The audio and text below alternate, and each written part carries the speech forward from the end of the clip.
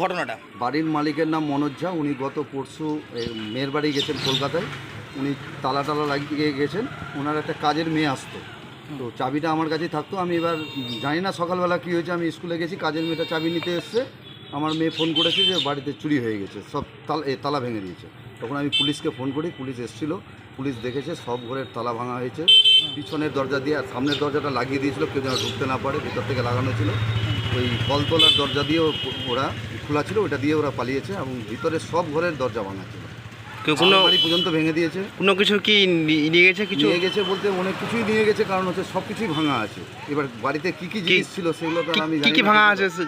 আলমারি ভাঙা আছে, ওর শোকেসগুলো সবগুলো ভাঙা আছে, এগুলো ভাঙা আছে। বলছি তালা চাবি আমি মারলাম। আচ্ছা, বলছি কত টাকার সেটা হয়তো আমি ঠিক মতো বলতে পারবো না, কারণ বাড়ির মালিক ওটা ঠিক মতো বলতে পারবে।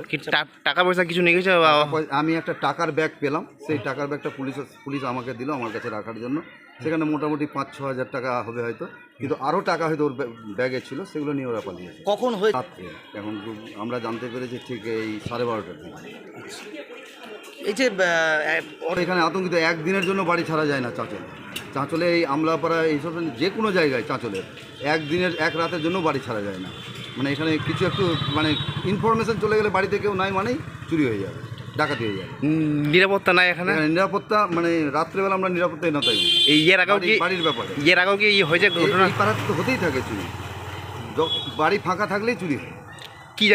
কি চাইছেন আপনারা স্থানীয়রা? আমরা চাইছি যে এখানে যেন রাত্রেবেলা নিরাপত্তার ব্যবস্থা করা হোক, সবসময় যেন একটা পুলিশ টহল থাকে বা সিভিক দেওয়া হোক এই রাস্তাটায়। আপনার নাম? আমার নাম জয়শঙ্কর চৌধুরী।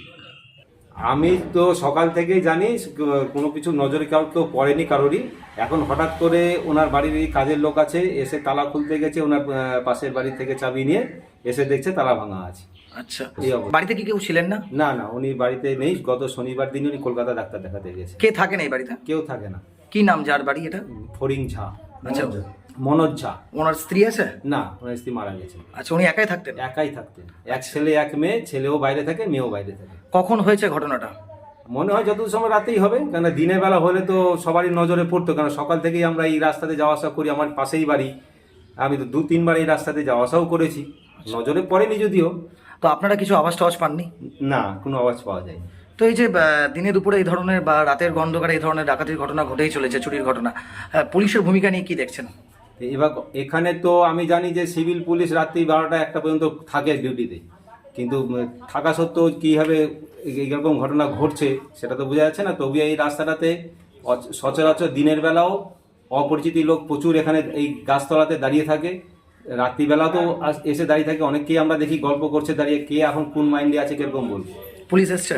পুলিশ এসেছিল। আচ্ছা, কি চাইছেন আপনারা? আমরা কি চাইবো, আমরা জানি যেটা চাই সেটা যেন সঠিকভাবে চোর আসল ধরা পড়ে, আর এই সমস্ত কাজ যেন দ্বিতীয় আরো কারোর বাড়িতে না হয়, এইটুকু।